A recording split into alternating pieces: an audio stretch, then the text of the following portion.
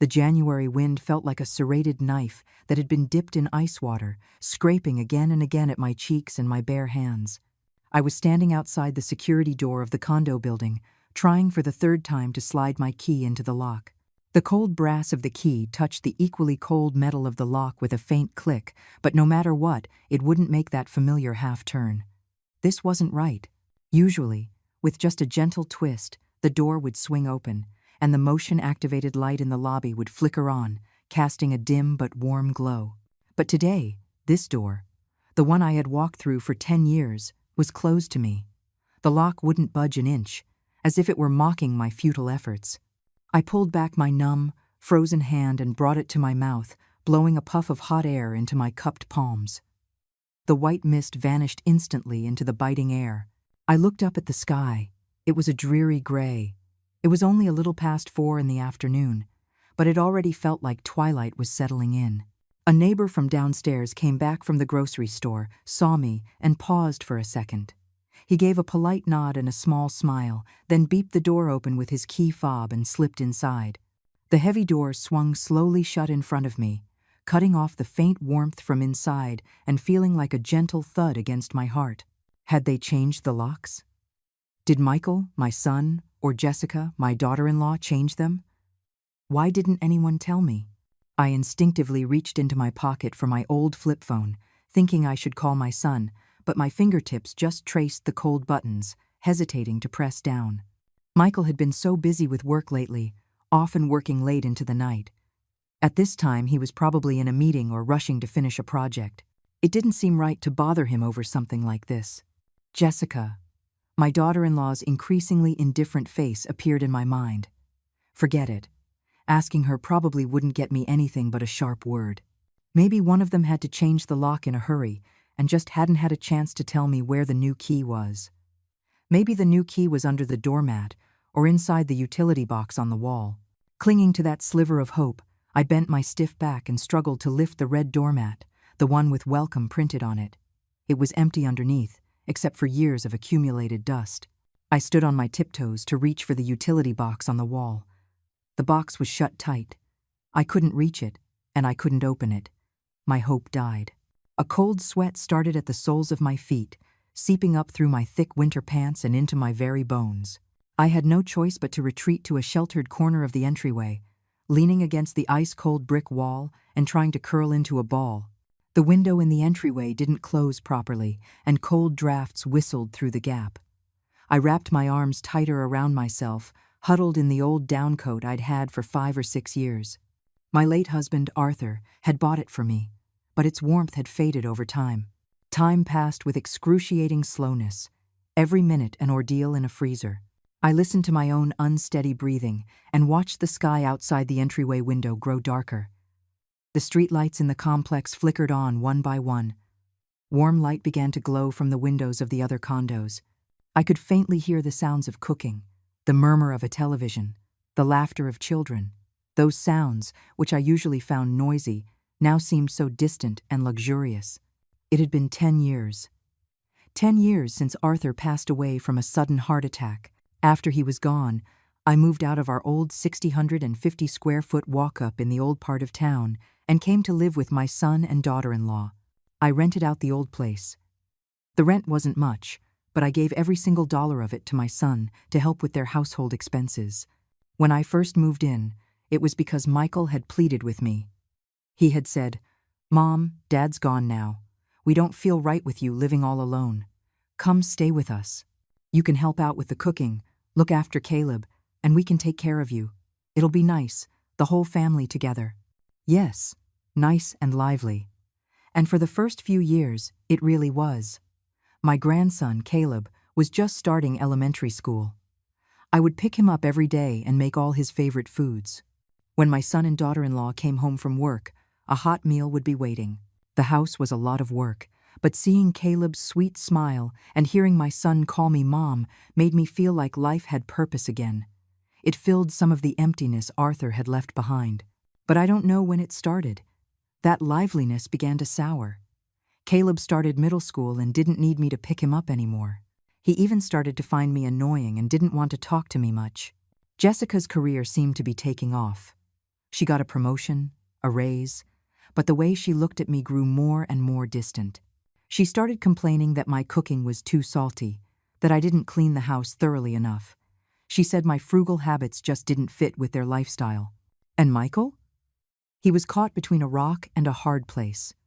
At first, he would try to mediate when Jessica and I had friction, but later on he grew more and more silent. He came home from work later and later, preferring to sit in his car for a while rather than come upstairs. In this home, without me even realizing it, I had become the extra person. I tried to minimize my presence. I insisted on doing all the housework. I confined my activities to my small room and the kitchen. Whenever they tried to buy me something, I'd always refuse and secretly tuck the money back into their wallets. I always thought that if I just gave a little more and took a little less, I could maintain the surface-level peace of this family. But today, this locked door was like a bucket of ice water poured over my head, waking me up completely. To change the lock without telling me this wasn't an oversight. It was a silent eviction, a cold declaration. You no longer belong here. My feet were completely numb. I had to stomp them lightly on the ground just to feel them. The arthritis in my knees began to ache, a dull throb like fine needles pricking from the inside. I thought of Arthur. If he were still here, he would never let me suffer this kind of humiliation. He was a gentle but decisive man who would have arranged everything perfectly. Thinking of him, my eyes started to burn. I quickly looked up and blinked hard, forcing the stinging sensation back down. I couldn't cry. At my age, crying in the entryway of a building, what a sight that would be. Just when I felt like I was about to freeze solid, I finally heard the familiar click-clack of high heels on the tile floor coming from the stairwell. The sound grew closer. It was Jessica coming home. The motion-activated light flickered on with her footsteps. Jessica's figure appeared around the corner. She was wearing what looked like a very expensive wool coat and carrying several nice shopping bags. Her makeup was perfect, but it couldn't hide the fatigue and the trace of habitual indifference in her eyes. She saw me huddled in the corner and visibly flinched. Then, her brow furrowed almost imperceptibly, and a flash of annoyance, not surprise or apology, crossed her face. "Mom? What are you doing standing out here? Did you forget your key?" she asked as she pulled her own keys from her purse. She unlocked the door with a smooth motion. The new, shiny key glinted coldly under the light. The door opened, and a wave of warm air washed over me, making my frozen body shiver involuntarily. I followed her into the foyer, flexing my stiff fingers and trying to keep my voice steady. "I have my key. The old one. It doesn't work." I looked at her. "Jessica, did you change the lock? Why didn't you tell me?" Jessica placed her shopping bags on the entryway table and bent down to change her shoes without looking up. Her tone was as casual as if she were commenting on the weather. "Oh yeah, I did. Remember we were saying there have been some strangers hanging around the complex? So I called a locksmith and had a more secure one put in. I've had so much on my mind. I guess I forgot to tell you." "Forgot?" Such a major thing. A thing that determined whether I could even get into this house. And she brushed it off with a casual, "I forgot." A heavy feeling settled in my chest. The humiliation and cold that had built up for 2 hours in the wind now surged more acutely in the warmth of the indoors. I watched her change into her slippers and walk straight into the living room. She tossed her expensive coat casually over the back of the sofa, then went to the kitchen to pour herself a glass of water. The entire time, she didn't look at me again, let alone ask if I was cold or how long I had been waiting. I stood there in the entryway, my shoes still on, the chill from outside still clinging to me like a shroud. I took a deep breath, trying to keep my voice from trembling. "Jessica, I was waiting outside for over 2 hours. It's so cold out. My old bones." My words were cut short. Jessica came out of the kitchen with her glass of water, leaning against the doorframe of the dining room. She finally looked at me directly. Her gaze was no longer just indifferent. It was filled with an undisguised scrutiny and contempt. She interrupted me, her voice low but piercing like an ice pick. "So you waited. It's not like I did it on purpose. Mom, and I don't mean to be critical, but you're just so stubborn. If the door doesn't open, couldn't you have gone for a walk in the courtyard or found somewhere to sit down?" Standing right at the door like that, if someone saw you, they might think we were abusing you or something. I couldn't believe what I was hearing. 2 hours in the freezing wind. I, a 66-year-old woman, and in her telling, it was my fault for being stubborn. A rush of blood went to my head. My face must have been flushed from the cold and my agitation. My voice rose. Jessica, how can you say that? How was I supposed to know you changed the lock? If I had known, do you think I would have just stood there and frozen? Go for a walk where? In this weather, where is an old woman supposed to go? Perhaps my agitation provoked her. The thin layer of civility on Jessica's face shattered completely, revealing the long simmering resentment underneath. She sneered, her eyes scanning me from head to toe, lingering on my old downcoat and my mud-caked winter boots. "All right, Mom, stop shouting," she said, her tone dripping with scorn. "It's not a big deal. Is it really worth all this drama? I think you're just looking for an excuse to be upset. Yes, I changed the lock and didn't tell you. So what? Michael and I bought this condo. We pay the mortgage. If I want to change a lock, do I need to report every little thing to you? You." I was shaking with anger, pointing a finger at her, unable to form a complete sentence. The mortgage? Yes, they paid the down payment, but when they bought the place, Arthur and I gave them $30,000, the bulk of our life savings. We said it was a loan, but in all these years, they never once mentioned paying back a single cent. Besides that, for the 10 years I've lived here, I've given them all my rental income, done all the housework, and raised their son. Even if there's no credit, there's been hard work. How could she speak as if this condo had nothing to do with me? Seeing my state, Jessica seemed to gain momentum. She took 2 steps forward, closing the distance between us. She spoke slowly, each word deliberate. "Mom, there are some things I've been holding back for a long time. Since we're here, let's just get it all out in the open. You always act like you're the mistress of this house. You have to have a say in everything. Every rule has to be your way. But you need to get one thing straight. This is my and Michael's home. You are just an outsider. Outsider." The word was like 2 red-hot nails driven directly into my heart. In an instant, all the blood in my body seemed to freeze. A bone-deep chill spread from the pit of my stomach, 1,000 times colder than when I was waiting outside. I opened my mouth, but my throat felt like it was stuffed with cotton. I couldn't make a sound. I looked at this woman I had lived with for 10 years. Her face was slightly distorted with agitation and the release of her pent-up feelings. She looked like a stranger. 10 years of devotion, 10 years of tolerance, in exchange for being called an outsider. So, all my careful efforts, all my thankless work, in her eyes, it was all just the pathetic posturing of an outsider who was overstaying her welcome. Jessica seemed to realize she had gone too far, but the words were out. She paused, her tone softening slightly, but it still dripped with a condescending pity. "Look, don't think I'm being harsh. It's just the reality of the situation. You can live here peacefully. We provide for you, so just don't make so much trouble. All right, hurry up and change your shoes. What does it look like, just standing there?" With that, she turned away, took her glass of water back to the living room, and switched on the television. It was as if that deeply wounding conversation had been nothing more than an insignificant afternoon breeze. And I just stood there, like a seashell abandoned on the beach, shattered by the massive wave of that word, outsider. My insides felt twisted and bruised. The cold was no longer a physical sensation on my skin.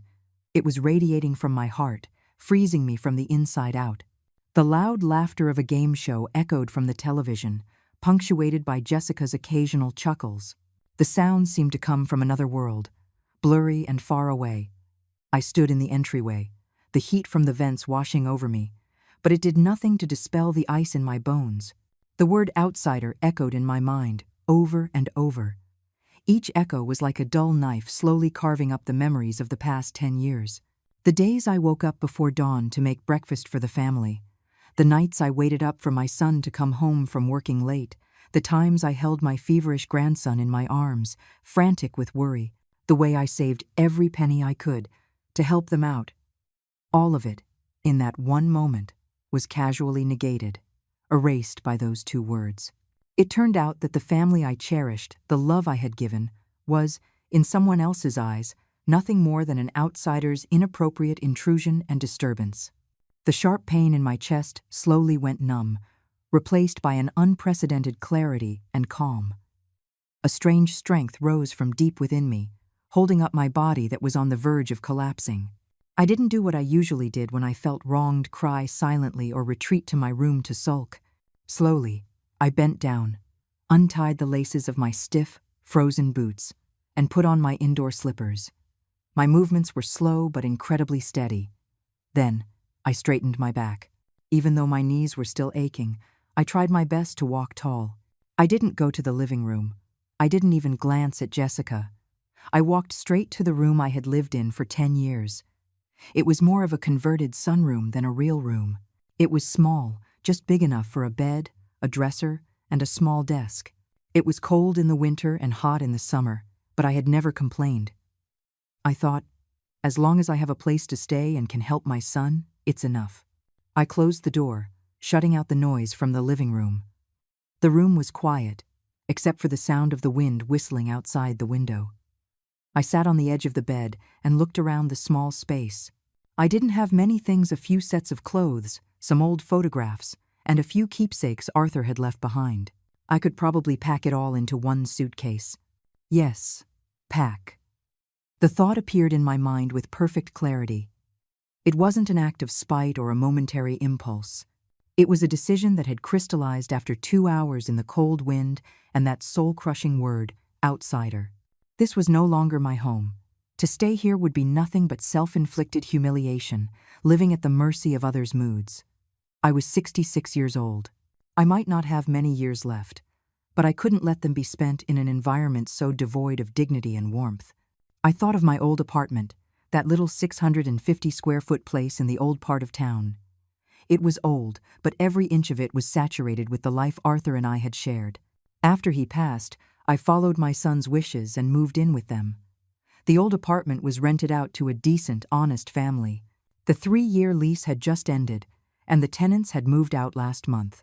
Michael had mentioned it in passing, saying that since the apartment was empty, we might as well rent it out again to help with expenses. I didn't object at the time because I thought my place was here. Now, it seemed that fate had left me a way out all along. I took out my old, rarely used flip phone.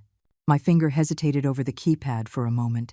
Then I firmly dialed a number stored at the very bottom of my contacts, a number I had never forgotten. The phone rang for a long time before it was answered. A steady, middle-aged male voice, slightly surprised, came on the line. "Hello, Mrs. Miller, is that you? It's been a long time."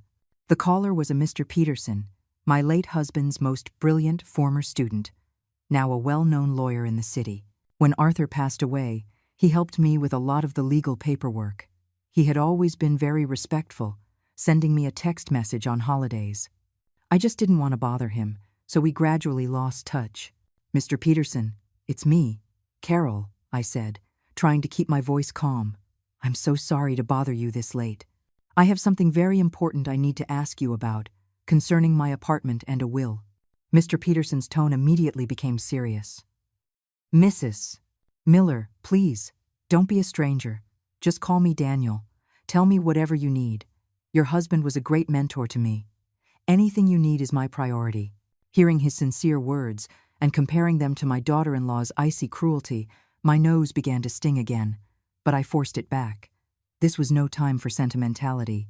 I explained the situation concisely, without any exaggeration, just stating the facts.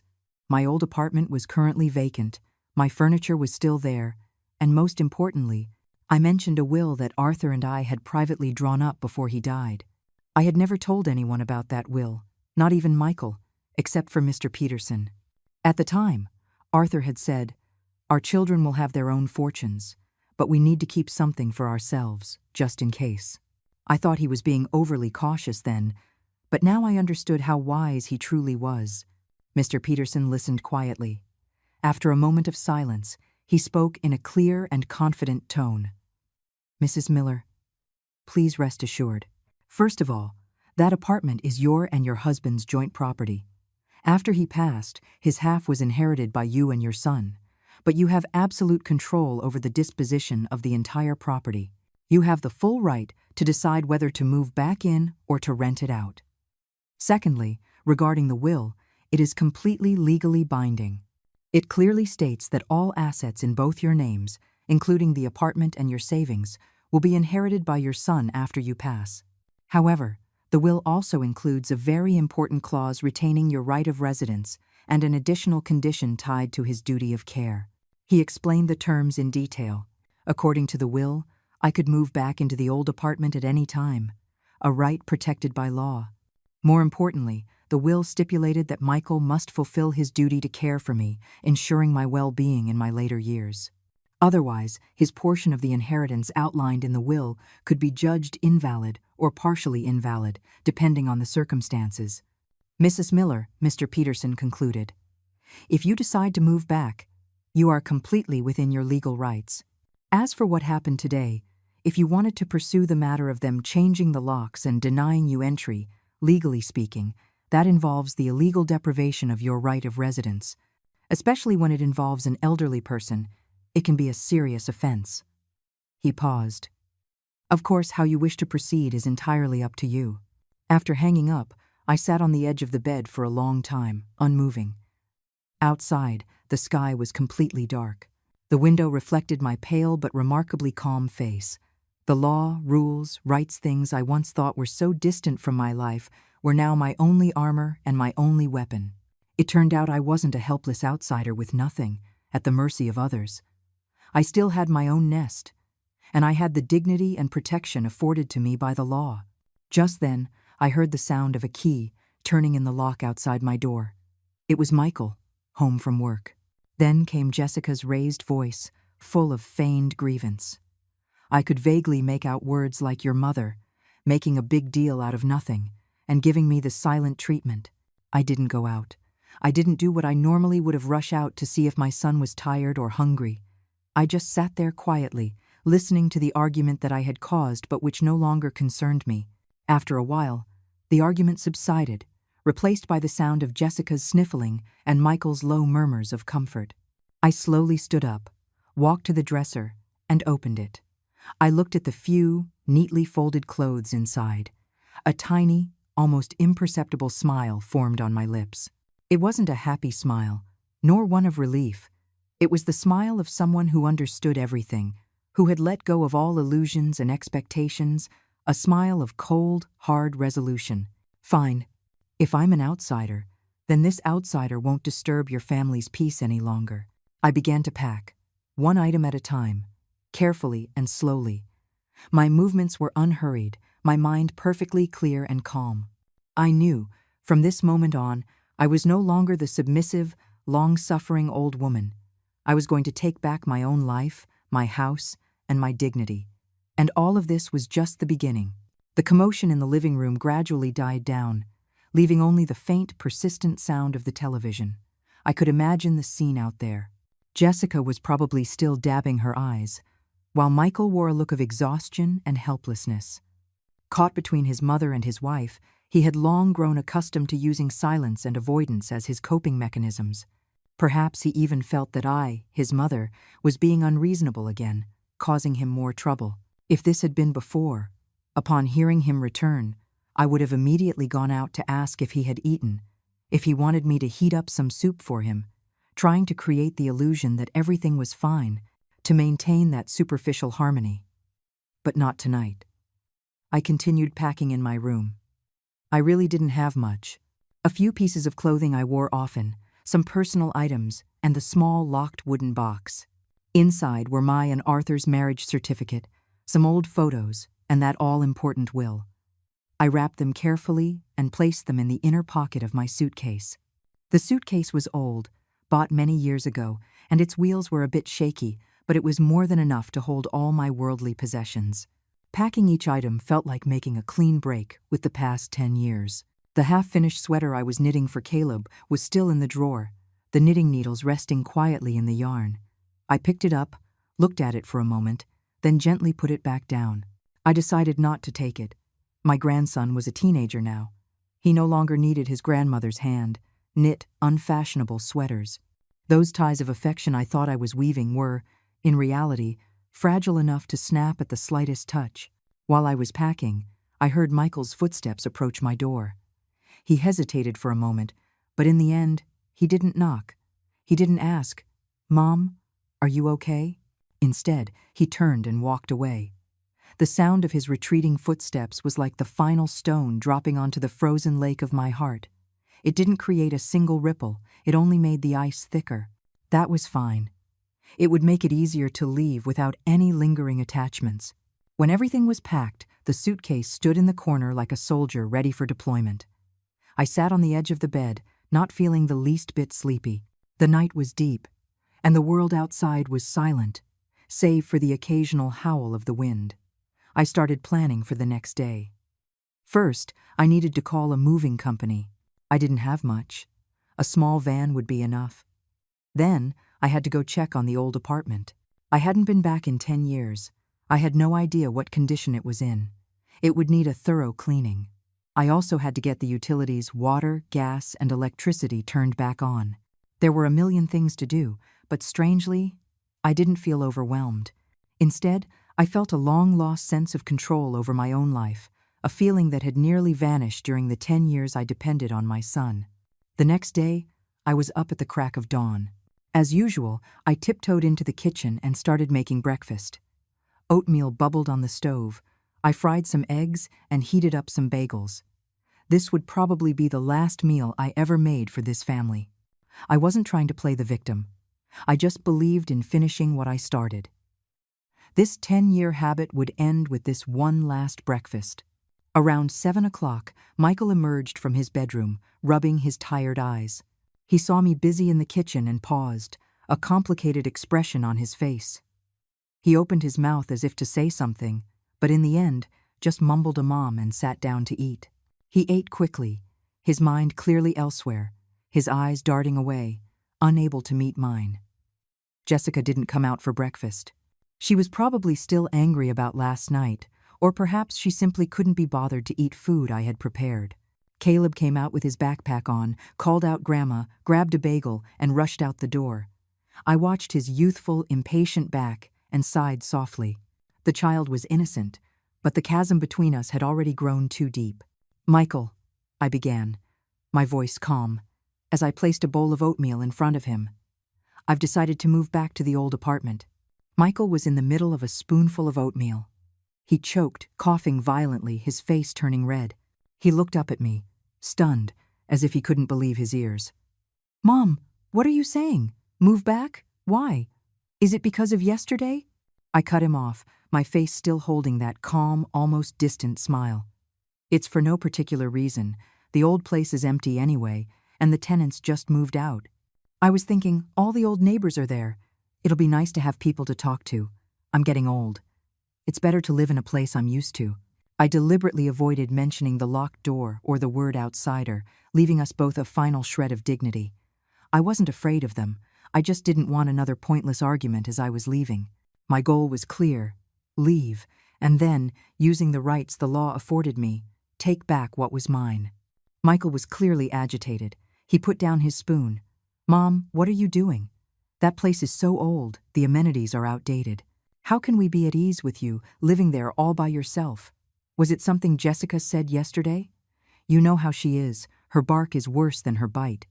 Don't take it to heart. I'll talk to her. Her bark is worse than her bite." I repeated the phrase silently to myself, finding it incredibly ironic. The cold lock, the 2 hours waiting in the freezing wind, that soul-crushing word outsider, could those things be erased by such a flimsy excuse? I shook my head, my tone gentle but firm. "It has nothing to do with Jessica. It's my own decision. I've thought it over. You're both busy with work, and Caleb is grown up now. You don't need me to take care of you anymore. If I move back, it'll be quieter and better for all of us." When I said better for all of you, I looked at Michael calmly. His eyes flickered. It seemed my words had hit a nerve. Perhaps, deep down, he had long felt that his mother was a burden, but filial duty prevented him from ever saying it. "But Mom," Michael wanted to say more, but seeing my resolute expression, he was at a loss for words. He ran a hand through his hair in frustration. Well, the old place hasn't been lived in for ages. It must need a lot of work. How about this? Wait until I have time on the weekend. I'll help you clean up, and then we'll see. No need, I refused, crisply.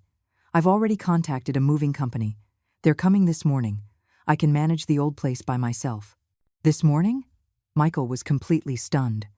He probably thought I was just talking, or that it would take me at least a week or two to prepare. So soon? Yes, while the weather's still decent, I said lightly, beginning to clear the dishes. You should get to work. Don't be late.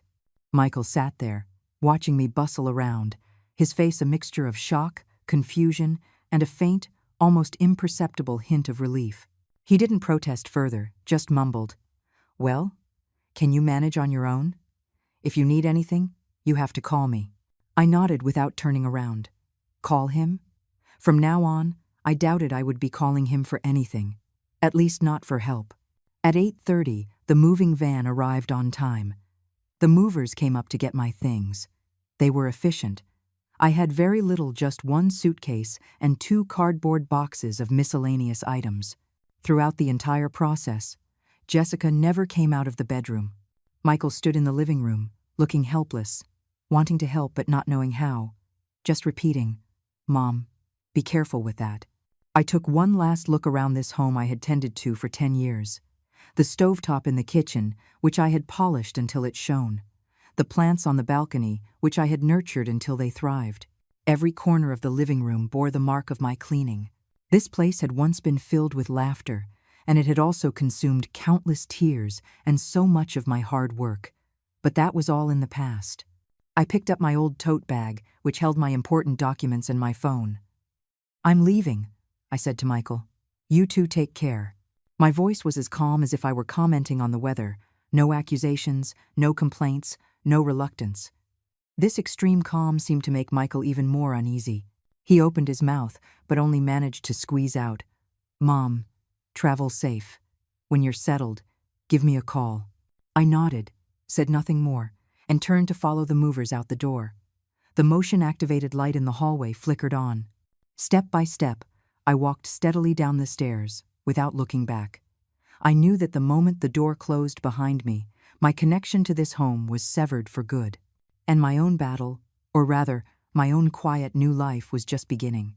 Sitting in the passenger seat of the moving van, watching the streetscape fly by in reverse, my heart felt hollowed out, yet filled with something unfamiliar and hard. Goodbye. Or rather, good riddance. The van left the modern subdivision where my son lived, and the scenery outside the window gradually became older and more familiar. We had reached the old part of town. The streets grew narrower, lined with aging sycamore trees whose bare branches pointed toward the gray-white sky. The storefront signs had a last-century feel to them, the grain and oil shop, the shoe repairman, the barber, all faces that had been there for decades. The van stopped at the entrance of a familiar alley. It couldn't go any further in. I got out, my feet landing on the slightly uneven concrete. I took a deep breath of the cold air. It was filled with the unique smell of the old city, a mixture of coal smoke, old furniture, and the scent of daily life. That smell, strangely, calmed my wandering heart. My old apartment was at the end of this alley, on the 4th floor of a 6-story building. There was no elevator. The movers helped me carry my boxes and suitcase to the foot of the stairs, and after I paid them, they left. I looked up at the familiar building. The paint on the exterior was peeling in places, and the windows looked old, but I knew that beneath this worn facade was a space that was entirely mine, a space where no one could evict me. The stairwell was a bit dim, cluttered with some of the neighbors' things, but it was reasonably clean. Step by step, I slowly climbed to the 4th floor. The arthritis in my knees protested, but a certain strength in my heart kept me going.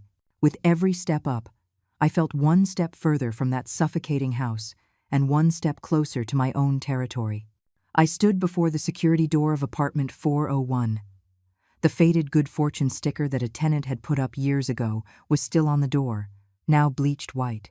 I took out the key from my tote bag, a key I hadn't used in 10 years but had always kept safe. It was slightly rusted. I carefully inserted it into the lock, my heart beating a little faster, afraid the lock might be broken too. With a clean click, the bolt retracted smoothly. I gave the door a gentle push, and it swung open. A wave of air, thick with dust, and the musty smell of a long unoccupied space hit my face. I instinctively waved a hand in front of my nose and stepped inside. The apartment was dark. The curtains were drawn tight. I fumbled for the light switch on the wall. The overhead light in the living room flickered a few times before staying on, casting a dim yellow glow. The light illuminated a room full of dust, dancing in the air. The furniture was covered with white dust cloths, and a thick layer of grime coated the floor. Everything was just as the tenants had left it, silent, empty, lifeless. I walked to the window and yanked open the heavy curtains. Dust rained down. The winter sun struggled to pierce through the grimy glass, creating beams of light in which countless dust motes danced. I opened the windows, letting the cold, fresh air circulate and clear out the musty smell. I stood in the middle of the living room, looking around. The sofa, the coffee table, the television stand, Arthur and I had picked them all out together. They were old-fashioned, but sturdy. The cross-stitch I had made was still hanging on the wall, its frame covered in dust. The potted plant in the corner had long since withered, leaving only a tangle of dry vines. Everything here was frozen in time, just as I had left it 10 years ago. Time seemed to have stopped, accumulating a decade's worth of dust. I didn't feel sad or desolate. Instead, I felt a deep sense of homecoming. It was dilapidated and dirty, but every inch of this space belonged to me. I didn't have to walk on eggshells around anyone. I didn't have to worry about someone changing the locks and shutting me out. After a short rest, I rolled up my sleeves and began the massive task of cleaning. It was a huge undertaking, sweeping, mopping, dusting, scrubbing every corner of the kitchen and bathroom. I worked slowly. My stamina wasn't what it used to be. I had to take frequent breaks. The dust made me cough, and the cold water turned my hands red. But I didn't feel tired or miserable. With every stain I scrubbed away, with every clean patch of floor I reclaimed, my heart felt a little lighter. This wasn't just manual labor. It was a ritual, a ceremony to cleanse the gloom of the past 10 years and welcome a new life. I cleaned out the bedroom that Arthur and I had shared, wiped down the bed frame, and made the bed with the linens I had brought with me. The room still smelled a bit stale, but tonight I would finally be able to sleep in my own bed. I worked for most of the day and only managed to get the bedroom and living room into a habitable state. My stomach was growling. I realized I hadn't eaten anything since breakfast. I wasn't sure if the gas stove still worked. I tried turning it on, and with a soft whoosh, a blue flame leaped to life. Thank goodness, it worked. I boiled some water and made myself a cup of instant noodles I'd brought from my son's house. Sitting at the dining table, dusty but now wiped clean, bathed in a ray of sunlight eating that simple meal, I felt a sense of satisfaction and peace I hadn't known in years. In the afternoon, I went to the local community office and the utility company to get my services restored. The woman at the community office was the same one from years ago. She recognized me and greeted me warmly. "Carol, you're back. It's been so long." Her simple greeting was a balm to my soul. Here, I wasn't anyone's burden. I wasn't an outsider. I was just Carol, a familiar face to my old neighbors. That night, I lay in my own familiar bed. The mattress was a bit firm, and the blankets had a faint, musty smell, but my heart was more at peace than it had been in a decade. Outside, the old city was quiet, with only the occasional bark of a dog and the distant hum of traffic. I took out the small wooden box, opened it, and by the dim light of the bedside lamp, I looked at a photo of Arthur and me. He was so young in the picture, his smile so gentle. I gently stroked the photograph and whispered in my heart, "Arthur, I'm home. I'm back in our home. Don't you worry. I'm going to be all right now." I knew the road ahead was long. The apartment needed serious repairs. My life needed to be rebuilt, and the legal matters with my son's family needed to be resolved. But at that moment, I didn't want to think about any of that. I just wanted to savor this hard-won peace that was all my own. That night, I slept more soundly than I had in years. No nightmares, no anxieties. 10 years of living in someone else's house, 2 hours of freezing in the wind, one heartbreaking word outsider, it all seemed to have been swept into a corner for now, along with the dust of the old apartment. This was my fortress. This was my starting point. From tomorrow on, I was going to live again, for myself. The first few days back in my old apartment were filled with a whirlwind of small but necessary tasks. There was the deep cleaning, buying basic household supplies, and calling a handyman to check the aging wiring and pipes. Every day was exhausting, but every day was also fulfilling and real. Under my own two hands, my little nest gradually shed its look of abandonment and began to feel like a home again, filled with the warmth of life. Michael called me on the second night after I moved out. His voice over the phone was tired and held a faint, almost imperceptible note of resentment. "Mom, so you really moved back? Are you settled in? That old place hasn't been lived in for so long. Is it even livable?" he asked. I was trying to tighten a new faucet, cradling the phone between my shoulder and my cheek. I kept my voice as neutral as possible. "Everything is fine. It's mostly cleaned up. You don't need to worry about me." He was silent for a few seconds, then said, "Jessica, what she said the other day was out of line. I apologize on her behalf. Mom, please don't be angry. How about we come over this weekend to see you?" "There's no need," I replied quickly and firmly.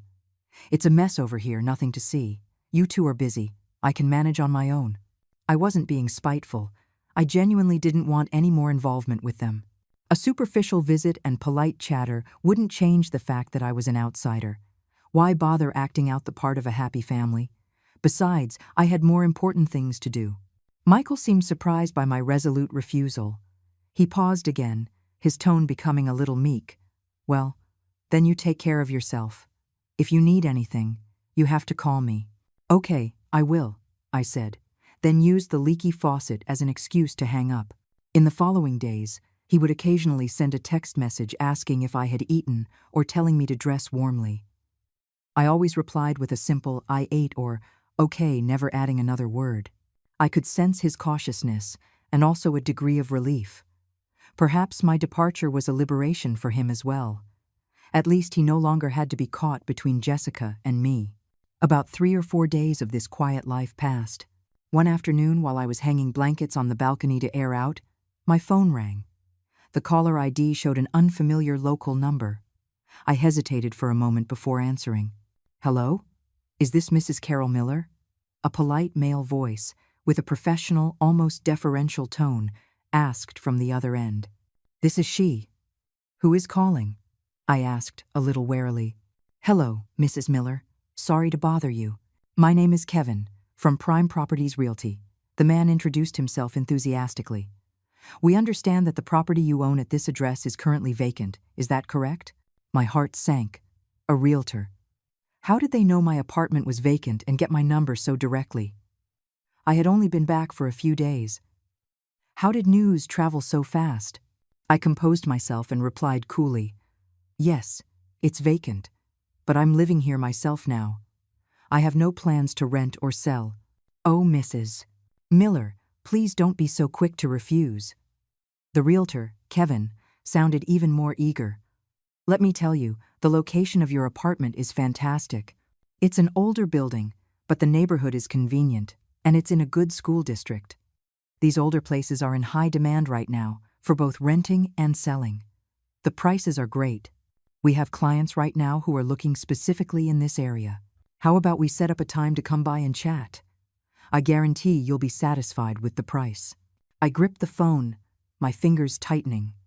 My intuition told me this wasn't so simple. I asked calmly, "Mr. Kevin, may I ask where you got my contact information and the news that my apartment was vacant?" There was a noticeable pause on the other end, followed by a forced laugh. "Well, Mrs. Miller, you know how it is in our business. We have our ways. It's mainly because your property is so desirable that we've been keeping an eye on it. Was it my son, Michael, or my daughter-in-law, Jessica, who contacted you?" I cut him off, getting straight to the point. Another brief silence. Then his voice became vague and awkward. Well, Mrs. Miller, you see, we're just working for our clients. Since you're living there yourself now, well, never mind then. Sorry to have bothered you, so sorry." Before I could ask another question, he hung up. Listening to the dial tone, I stood on the balcony. The winter sun shone on me, but I felt no warmth. Instead, a A chill crept up from the soles of my feet. It was them. Of course, it was them. I had barely moved out, and they were already so eager to get rid of my only shelter. Were they planning to sell it and split the money, or rent it out to supplement their own income? Were they so sure I would just obey their wishes and let them do as they pleased? Or had they completely forgotten or perhaps never known that legally I had the final say over this property? It seemed my quiet departure hadn't made them realize the gravity of the situation. They probably thought I was just an old woman throwing a tantrum, that after a while, when my anger subsided or I couldn't handle living alone, I would come crawling back to be their convenient outsider again.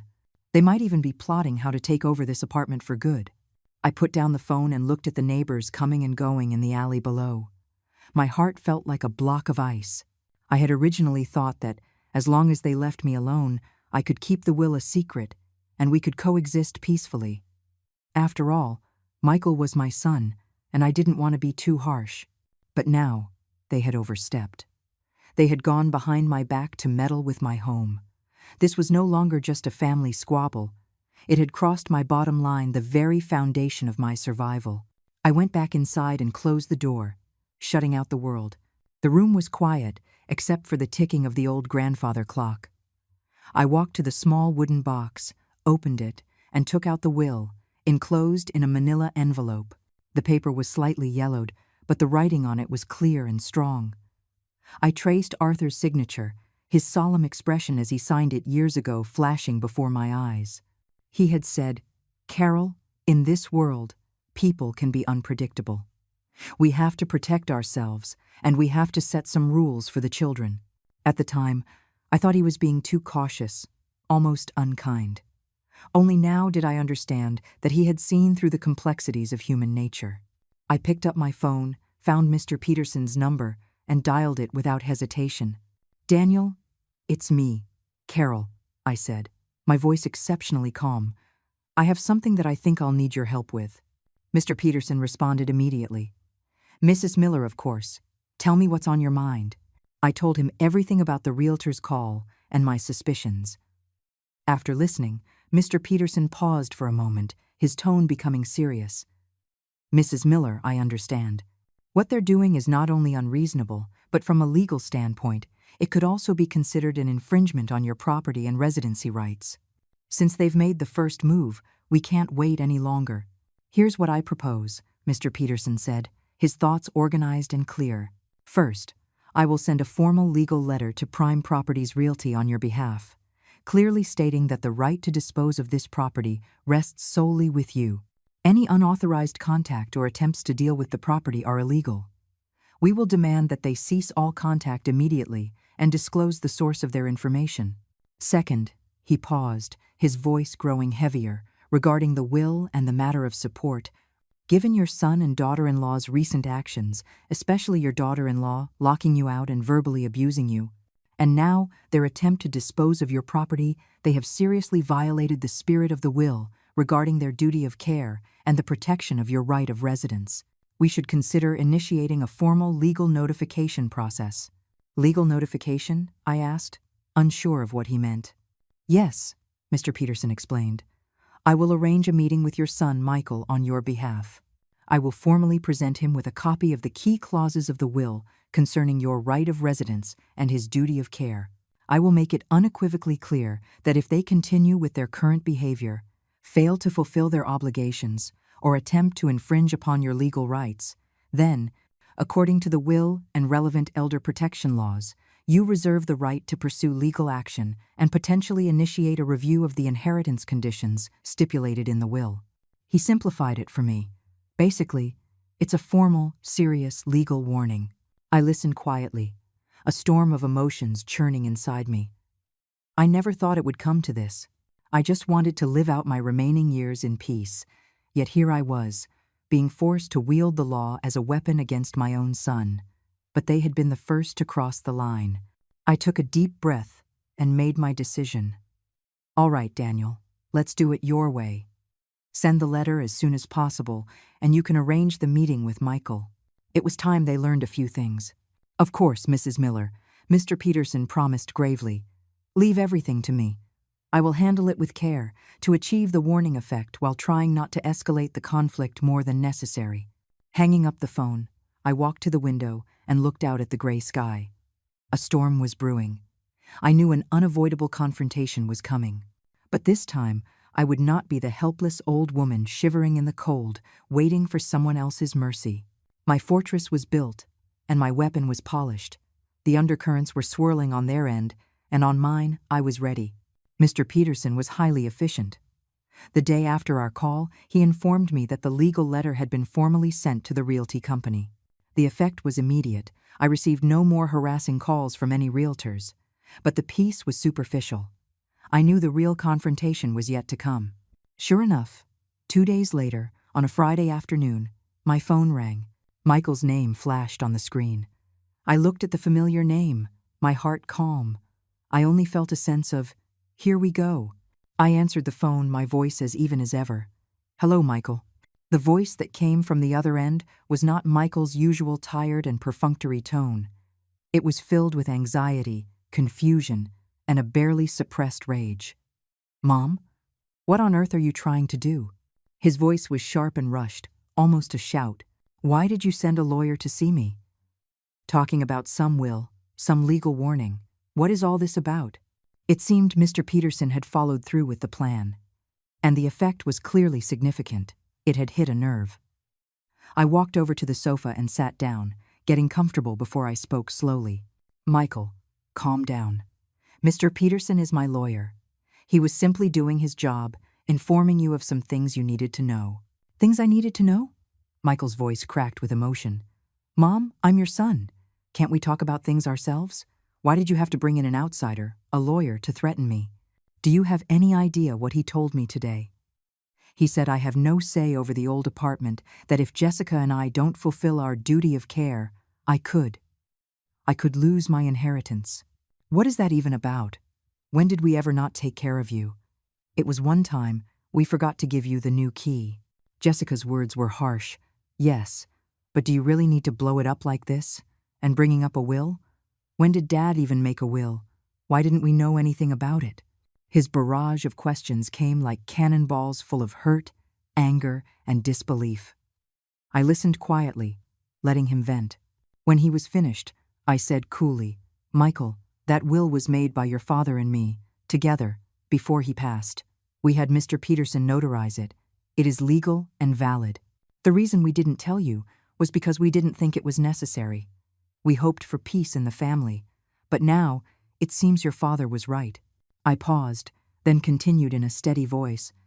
As for the duty of care, it's about more than just providing food and shelter. Respect is the most basic form of care. Locking me out of the house for 2 hours and calling me an outsider, is that respect? The moment I move out, you contact a realtor to try and get rid of my home, is that respect? My voice was low, but every word was clear and sharp, traveling through the phone line to Michael's ear. The other end fell silent, filled only with the sound of his heavy breathing. After a long moment, he spoke again, his voice tinged with defeat and disbelief. Mom, how did you become like this? So calculating. We're your son and daughter-in-law. That old apartment is just sitting empty. We thought if we rented it out or sold it, the money could be put to good use. It could improve your life, too. How did that become infringing on your rights? Improve my life? I almost scoffed. Michael, I am 66 years old. The improvement I need is a quiet, respectful environment. It's basic dignity, not the kind of life you think I should have. That apartment is my nest, my last resort. How it's managed.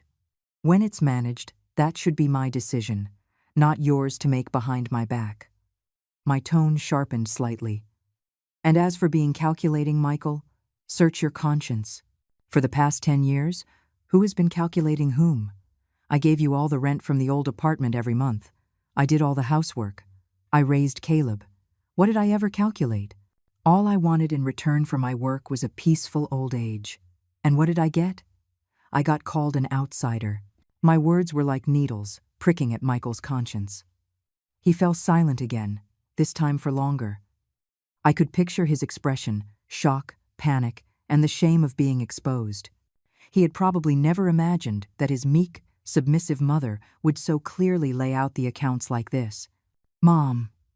When he finally spoke, his voice was much lower, raspy with fatigue. Even if Jessica was wrong, and I didn't do enough as a son, I apologize. But can we please not make such a big deal out of this? What Mr. Peterson said was terrifying. We're family. Can't we solve our problems behind closed doors?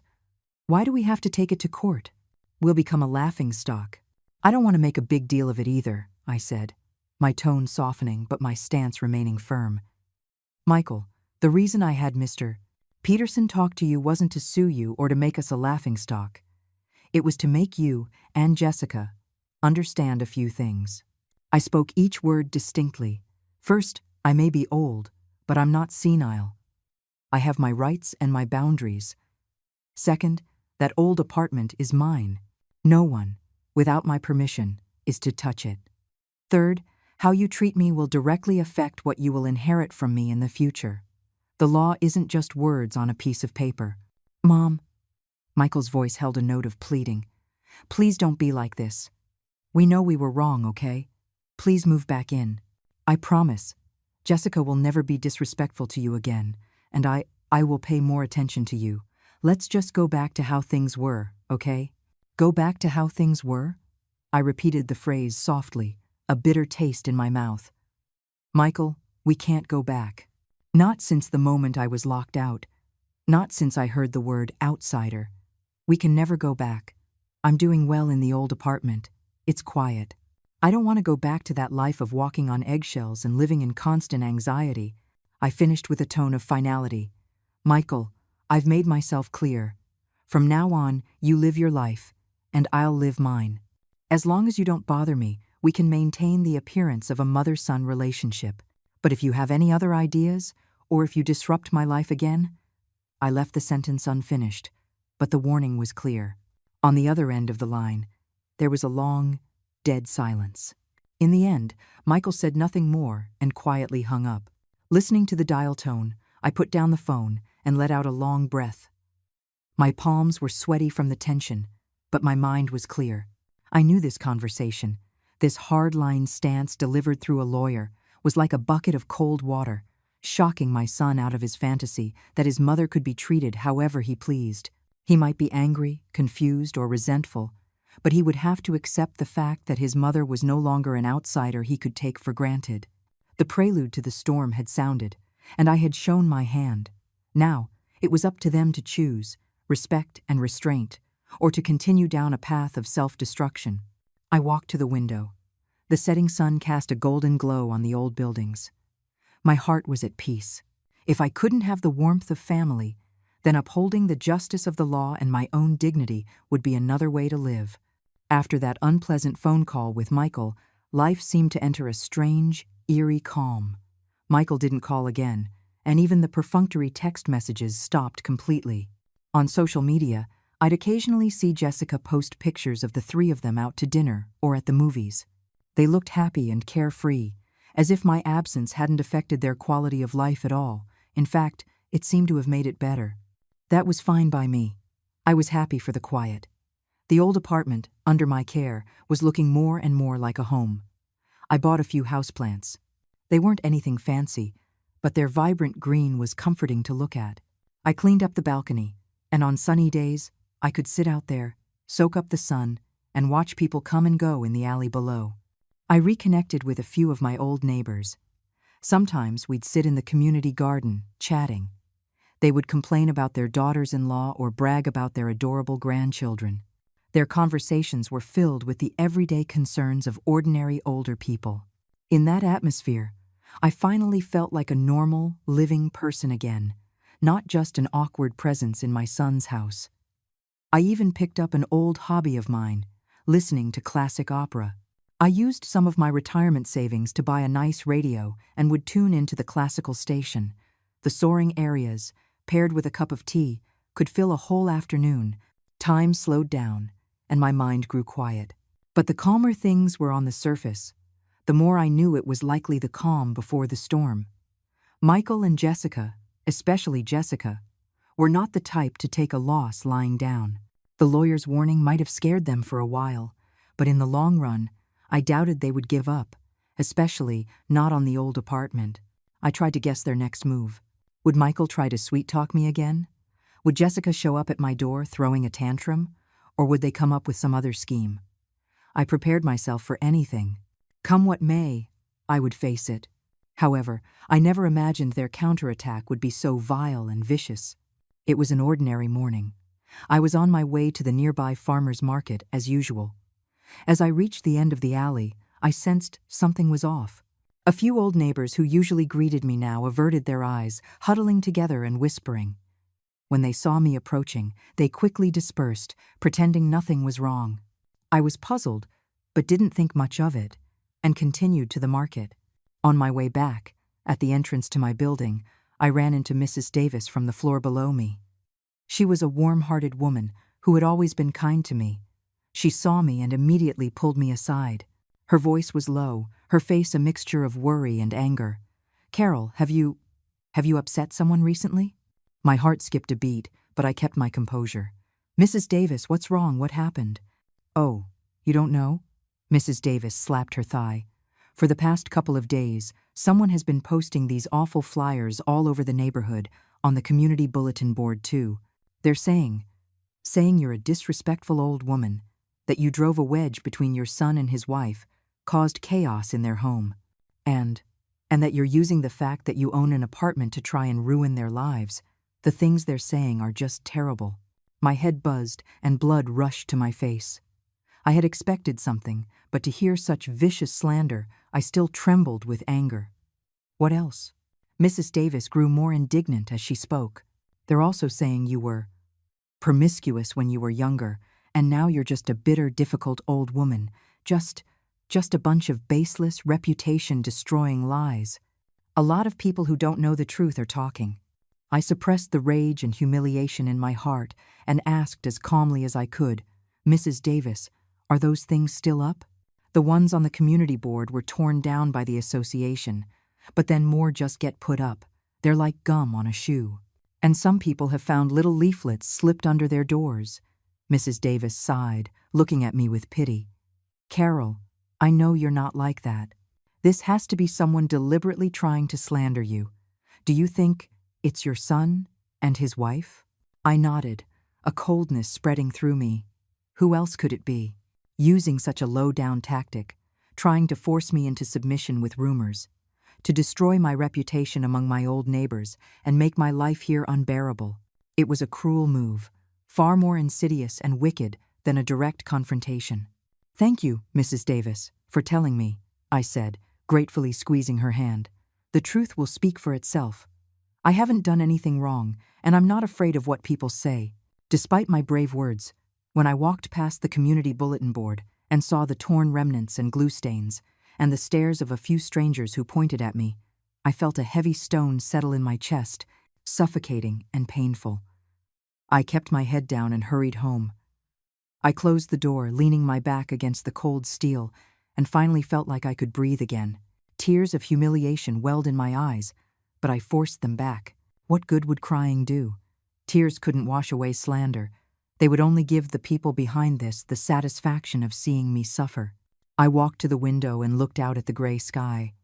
I had thought that by standing my ground legally, I could find peace. It seemed I had underestimated the depths of human malice. They didn't dare to confront me openly, so they shot arrows from the shadows, using the oldest and most effective weapon against me, rumors. For a solitary old woman, this was a devastating attack. Lies, repeated often enough, can destroy a person.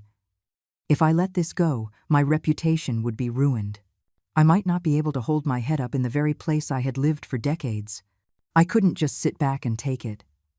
I took a deep breath and picked up my phone again. This time, I didn't call Mr. Peterson. A lawyer's intervention might not be effective in this situation and could even make things worse. I found the number for the head of the neighborhood association, Mrs. Rodriguez. She was a no-nonsense woman in her 50s, well-respected in the community. I had known her from before. When she answered, I calmly explained the situation. I didn't directly accuse my son and daughter-in-law. I simply said that I seemed to have offended someone and was now the target of a malicious slander campaign, which was seriously affecting my life and reputation. Mrs. Rodriguez was very concerned and angry. "Carol, don't you worry. We won't tolerate this kind of behavior in our community. I'll have someone patrol the area and remove any defamatory flyers immediately. I'll also post a notice in the community group chat, reminding everyone not to believe or spread rumors. If you find out who's behind this, or if you have any evidence, you should report it to the police." "Thank you, Mrs. Rodriguez," I said sincerely. "I don't have any proof right now, but I will be on the lookout." Hanging up, I felt a little better. With the community association involved, it would at least curb the spread of the rumors. But I knew it wasn't enough. The root of the problem remained. As I was contemplating my next move, whether to inform Mr. Peterson or to take further action, like gathering evidence to sue for slander, my phone rang again. It was a local landline number that looked vaguely familiar. I answered it. A familiar and loathsome voice came through the line. It was my daughter-in-law, Jessica. Her tone wasn't cold or harsh like before. It was filled with a syrupy, fake concern and feigned sympathy. But underneath it all, I could hear a note of triumph and provocation. "Mom? It's me, Jessica," she said, drawing out the words. "I heard you've been having some trouble over there, that the neighbors have some misunderstandings about you." I gripped the phone, my fingers tightening. My heart felt like it was being squeezed by an invisible hand. The storm was no longer hiding. It had revealed its ugly face, and this time it was armed with vicious rumors, intending to destroy me completely. Jessica's voice oozed through the receiver, her feigned concern as cloying as grease. "Mom, it's just so awful, having the whole neighborhood gossip like that. When Michael and I heard about it, we were just heartbroken for you." She sighed, as if she truly felt my pain. "You know, if you ask me, living all alone in that run-down old place just makes you a target. Why don't you just move back in with us? When we're all a family together, none of this drama ever happens." I could almost picture her expression, a smug, condescending smirk, as she watched her little drama unfold. The rumors were her doing, and now she was using them, under the guise of concern, to force me back under her roof, back into the role of the powerless outsider. Rage churned in my chest, but after everything I had been through, I had learned to control it. I took a deep breath, my voice as cold as ice. "Jessica, you know better than anyone where those rumors came from.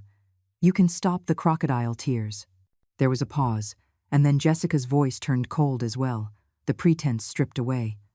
"Mom, now you're the one being nasty. How would we know? We just heard what other people were saying. Maybe if you weren't so difficult to get along with, you wouldn't have people talking about you." She huffed. "I was being nice, offering you a way out. If you want to be stubborn and tough it out on your own, don't come crying to us when your reputation is ruined and you can't even live there anymore." A naked threat. I actually laughed, a cold, bitter laugh. "A way out? Thank you for your concern, but my reputation is none of your business. My conscience is clear. I'm not afraid of whispers in the dark. But you, on the other hand, using such dirty tricks, aren't you afraid of a little karma?" Jessica was sputtering, furious. "Carol, don't push your luck. We're trying to be civil for Michael's sake. Do you really think we want you back here? You're just a..." The filthy insult finally came out. I didn't get angry. I just calmly cut her off. "Are you finished? Because if you are, I'm hanging up. And by the way, this is my formal notice to you. Do not call me again. Do not interfere in my life again.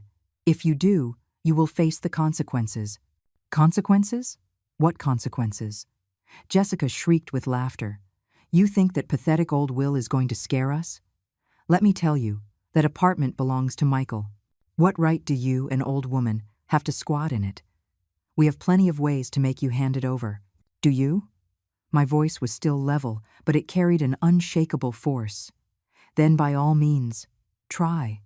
But I suggest that before you do anything else, you take 7 days to cool off." 7 days? What's that supposed to mean? Jessica demanded. "It means nothing in particular," I said. "It's just a suggestion. After 7 days, if you still want to cause trouble, I will be ready. Just don't regret it later." Without giving her another chance to speak, I hung up and immediately blocked her number. I put the phone down, my knuckles white from gripping it so tightly. I was calm on the surface, but Jessica's venomous words still stung. They had become so shameless, so willing to discard even the last shred of decency. 7 days. I repeated it to myself. This wasn't a cooling-off period for them. It was the final preparation window for Mr. Peterson. Just before Jessica's call, I had made a difficult decision.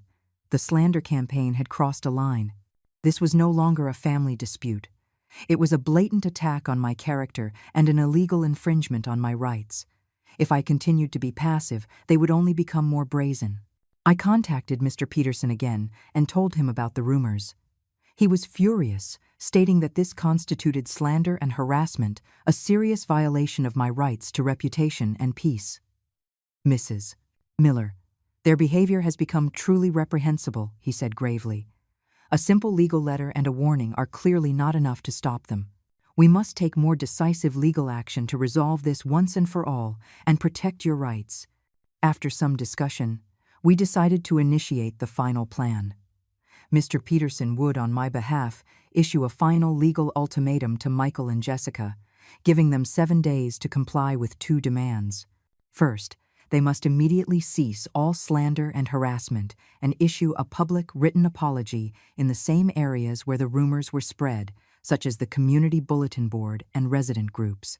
Second, they must provide a written guarantee that they would respect my rights of residence, property, and personal dignity, and fulfill their duty of care, acknowledging their previous wrongdoing in locking me out and attempting to dispose of my property. If they refused to comply within the 7-day period, I would no longer be bound by familial ties. I would formally file a lawsuit against them for violating elder rights, including, but not limited to, infringement of residency rights, defamation, and neglect, and simultaneously trigger the review of the conditions of the will, petitioning the court to revoke or reduce Michael's inheritance rights. It was a point of no return decision. Once we went to court, the mother-son bond would be irrevocably broken. But this sword had to hang over their heads. Only by making them feel the true weight of the law and the severe consequences of their actions would they possibly back down. Otherwise, I would have no peace in my remaining years. These 7 days were an ordeal for me, and for them, a final chance at redemption. Mr. Peterson acted quickly. That same afternoon, he confirmed that the formal legal letter and final ultimatum had been delivered to Michael and Jessica via courier and email. For the next few days, I lived my life as usual, shopping, cooking, listening to opera, enjoying the Sunday, but a knot of tension remained in my stomach. I kept an eye on the community. The rumors did seem to have died down. At least, I saw no new flyers. The neighbors' stares were still a bit awkward, but the pointing and whispering had stopped. There was no response from Michael and Jessica. No calls, no texts, and certainly no apology. Just a dead silence. I imagined their reactions upon receiving the letter furious, panicked, or perhaps dismissive, thinking I was bluffing. The 7th day arrived. I waited from morning until night. My phone remained silent. There was no news of compromise or communication. As the sun set, painting the sky in brilliant shades of red, the last flicker of hope in my heart died out. They had chosen to fight to the end. They didn't believe I would actually sue them. They didn't believe the law would be on my side. Or perhaps, blinded by greed and resentment, they simply no longer cared about the consequences. In that case, there was nothing left to hesitate about. I picked up my phone and dialed Mr. Peterson's number. My voice was steady, without a ripple of emotion. "Daniel, the 7 days are up. There has been no response." Mr. Peterson was silent for a moment on the other end, then said with gravity, "I understand, Mrs. Miller. I will file the lawsuit with the court first thing tomorrow morning." "Good," I replied with a single word, and hung up. Outside, the night was falling. I knew an unavoidable showdown was about to begin, and this time, I would not back down. The 7-day agreement was over. The ultimatum had expired. The next time we met, it would be in court. The days after filing the lawsuit were marked by a profound, deathly silence. It was as if Michael and Jessica had vanished from the face of the earth. There was no news from them whatsoever. Even the vicious rumors had completely disappeared. The community returned to its usual tranquility. Mrs. Rodriguez even called to check on me, saying the trouble had stopped and that I should rest easy. But this peace felt like the unnervingly still eye of a hurricane, so oppressive it was hard to breathe. I knew it was just a facade. Once the gears of the law begin to turn, they don't stop easily. Mr. Peterson informed me that the court had accepted the case, and the summons and complaint would soon be served to the defendants. I went about my daily life, but I was fully aware that a massive storm was brewing. I even prepared myself for them to show up at my door, ready for a fight or some other desperate act. However, I had once again underestimated their arrogance and ignorance. 3 days before the court date, I received a rather surprising call from Mr. Peterson. His tone was complex, a mixture of relief and a hint of sadness. "Mrs. Miller, there's been a new development," he said. "I just received a call from the court. Your son, Michael, he's asking for you to drop the suit." "Drop the suit?" I was taken aback. "I haven't sued them yet." Then I realized what he meant. Did they make a move? "No, it's not that they're suing you," Mr. Peterson clarified. "The court's mediator contacted them to attempt a pretrial settlement. According to the mediator, your son and daughter-in-law only seemed to grasp the seriousness of the situation after being served with the summons. But instead of responding or seeking a settlement, they tried to delay by denying they had received the summons and questioning the court's jurisdiction. After the mediator clearly explained the legal process and the potential severe consequences, your son, Michael, unilaterally stated that they would waive their right to respond and forfeit any and all claims to your property inheritance. All he asks is that you drop the lawsuit and not take them to court." "Mr." Peterson paused, adding, "The mediator said your daughter-in-law was extremely agitated and said many nasty things, but your son seemed to just break down. He's willing to give up his inheritance, just for me to drop the suit." I held the phone, speechless for a long time. This was completely unexpected.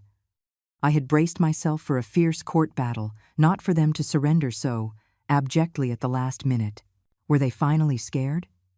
Or was it the public humiliation they couldn't face?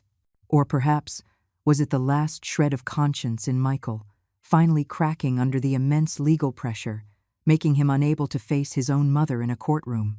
100 different emotions churned within me. I couldn't tell if it was the joy of victory or a much deeper sorrow. "Mrs. Miller, what are your thoughts?" Mr. Peterson asked for my decision. "Since they've already expressed their intent to forfeit their inheritance claims and have promised not to harass you, our primary legal objectives have essentially been met. If you agree, we can file a motion to dismiss the case. Of course, if you still want a formal judgment, we can proceed." I was silent for a long time. What good would a judgment do? It would only tear away the last shred of dignity, cementing this mother-son relationship as a legal tragedy. It wouldn't give me anything more. I had used the law to defend my rights and my dignity. That was enough. "Let's drop the suit," I finally said, my voice heavy with exhaustion. "As long as they keep their promise and leave me alone, this is over." "Understood, Mrs. Miller?" Mr. Peterson replied. "I will handle the remaining paperwork." After hanging up, I sat alone on the sofa. The last rays of the setting sun streamed through the window, casting long shadows on the floor. A dramatic legal war had ended in an almost absurdly anticlimactic way. I felt no joy, only a vast emptiness and a profound sadness. I had won. With the law and the will, I had won back my home and my peace. But what I had lost was my only son and the home that had once held 10 years of my life. Was that really a victory? I didn't know. A few days later, news spread like wildfire through the old neighborhood and eventually reached me, not from Michael, but from Mrs. Davis. She told me in a hushed, conspiratorial tone, "Carol, did you hear? Your son's family? I think they're moving." "Moving?" I was stunned. "Moving where? Did their lease run out? Did the landlord not renew? Or did they buy a new place?"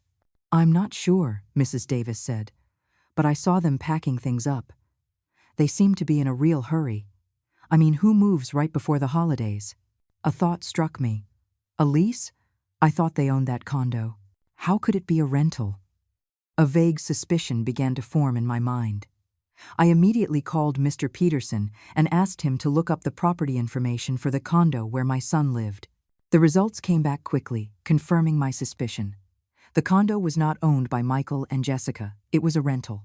All their money plus the $30,000 I had given them and the 10 years of my rental income had likely been spent on maintaining their glamorous lifestyle, on Jessica's designer bags and so-called investments. They couldn't afford to buy a home. They were probably in debt. The claims about a mortgage had been a complete lie. No wonder they were so desperate to get their hands on my old apartment. No wonder they crumbled so easily in the face of the law. They were a house of cards. This final piece of information was like the last piece of a puzzle, showing me the complete picture of the last 10 years. What a massive web of lies and vanity I had been living in. My sacrifices had not only been unappreciated, they had fueled their greed and hypocrisy. The morning after I learned they were moving, I was cleaning my apartment when the doorbell rang unexpectedly. I wondered who it could be. I looked through the peephole and froze. Standing outside were 3 people, Michael, Jessica, and a reluctant-looking Caleb. Behind them were 2 uniformed court officers and Mr. Peterson. Michael's face was ashen, his eyes darting away, unable to meet mine. Jessica's face was a mask of resentment and bitterness, but also a kind of desperate fear. Caleb was staring down at his phone, as if none of this had anything to do with him. I hesitated for a moment, then opened the door. Mrs. Miller, one of the court officers, stepped forward, showing his credentials. His tone was official. "We are from the County Sheriff's Department, Civil Enforcement Division. Regarding the case of Carol Miller versus Michael Miller and Jessica Miller, although the plaintiff has filed for a dismissal, based on the evidence provided and the commitments made by both parties during pre-trial mediation, to ensure the plaintiff's rights are not infringed upon in the future, we are here today to conduct a formal follow-up and notification and to supervise the defendant's fulfillment of their written promise, namely, to permanently forfeit any and all claims to the property at this address, and to guarantee they will cease any and all forms of harassment against you." The officer's voice was clear and firm, echoing in the stairwell. Michael and Jessica hung their heads even lower. Mr. Peterson stepped forward and handed me a document. "Mrs. Miller, this is a notarized copy of their signed statement, forfeiting their inheritance rights and guaranteeing they will not harass you. Please keep it." I took the document. The paper was light, but it felt as heavy as lead. The officer continued, addressing Michael and Jessica. "We expect you to abide by the law and your signed commitment. Do not cause any further trouble. Otherwise, Mrs. Miller can refile her suit at any time based on these documents, and there will be no further opportunity for mediation." "We know. We understand." Michael's voice was hoarse, the words barely squeezed out from his throat. Jessica suddenly looked up, her eyes glaring at me with pure hatred, as if they were dipped in poison. Her lips trembled. She looked like she wanted to spit some final, venomous words at me. But seeing the stern faces of the court officers, she swallowed them back, left with nothing but heavy breathing and eyes full of rage. And so, my family stood before my door, under the supervision of law enforcement, to perform this final, humiliating ritual. They hadn't come out of love to apologize. They had been compelled by the force of the law to guarantee they would leave me alone. The scene was absurd, cold, and brutally real. "The procedure is complete. Thank you for your time, Mrs. Miller." The officer nodded to me, gave Michael's family one last stern look, and then left with Mr. Peterson. The stairwell was now empty except for the 4 of us, facing each other in a ningu de konhi. It was Michael who finally broke the silence, his voice broken, almost a plea. "Mom, we're moving today." From now on, he couldn't continue. Jessica yanked his arm sharply. "What are you still talking to her for? Let's go," she hissed. She shot me one last venomous glare, grabbed Caleb, and stormed down the stairs without a backward glance. Michael remained, looking at me one last time. His expression was a storm of emotions, shame, pain, relief, and maybe, just maybe, a final, lingering trace of affection he himself might not have recognized. Then he, too, turned and stumbled after them, his footsteps disappearing down the stairs. I leaned against the doorframe, looking out at the empty stairwell. Sunlight streamed through the window, dust motes dancing in the beams. They were gone. They had taken their bitterness and humiliation with them, and they had also taken any last faint hope of reconciliation. Where would they go? I didn't know, and I no longer cared. From the moment they chose to build their lives on lies and treat their family with malice, their path was destined to be a difficult one. I closed the door, shutting out the world. The apartment was quiet, the only sound the ticking of the old clock. I walked to the center of the living room and looked around my small nest, old but entirely mine, and filled with a sense of security. The plant on the windowsill had new shoots, tender and green, full of life. I had won. With the weapon of the law, I had protected my home, my dignity, and the peace of my final years. But I had lost my son, and I had lost the family I had once considered my own. Tears finally streamed down my face, not of anger or of self-pity, but of a vast, unspeakable sadness and loneliness. The war that had started with a cold, locked door had ended with a court-supervised departure. There were no winners, only mutual destruction. But life had to go on. I dried my tears and walked to the balcony. The sun was warm on my skin. In the alley below, old neighbors were chatting leisurely and children were playing. This was my life now. One woman, one old apartment, and a peace guaranteed by law. Perhaps this, at 66 years old, was my true home. I picked up a small watering can and began to water my plants. The water trickled down, nourishing the dry soil, and it felt as though it were nourishing my own barren heart as well. The past was the past. For the days to come, I would live, and live well, for myself.